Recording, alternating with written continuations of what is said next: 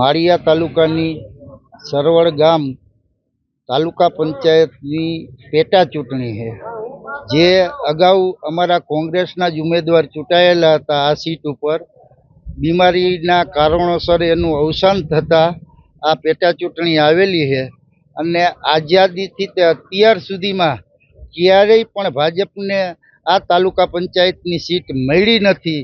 અને અત્યારે મતદાન ચાલી રહ્યું છે અને અમે આશા વ્યક્ત કરી કે આ બેઠક છે એ કોંગ્રેસ જાળવી રાખશે. અત્યાર સુધીમાં 63% મતદાન સરવડ ગામનું થયેલું છે અને હજી થોડું ઘણું થશે, એટલે કુલ 65% ઉપર મતદાન થઈ જાય છે એવી આશા છે.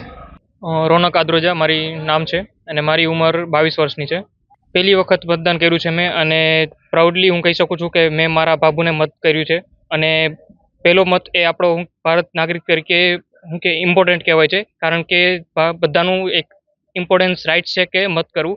અને સારું ફીલ કરી રહ્યો છું અત્યારે.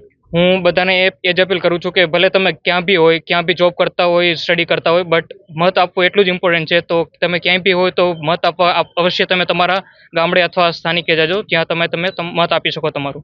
ફેરફારો અમારે ગામમાં થોડાક ડેવલપમેન્ટની ખાસ જરૂર છે. 100% મોરબીમાં ડેવલપમેન્ટ થઈ રહ્યું છે, પણ હજુ બી આપણે એવી આશા રાખીએ છીએ કે આગળ જતાં મહાનગરપાલિકા આવી છે આપણે, તો આગળ જતાં બી થોડું સારું ડેવલપમેન્ટ થાય, ગામડે બી થોડુંક સર્વિસીસ અને બધી આપણે જરૂરિયાતની વસ્તુ જે છે એમને લાભ બધાને મળી શકે સ્થાનિકોને.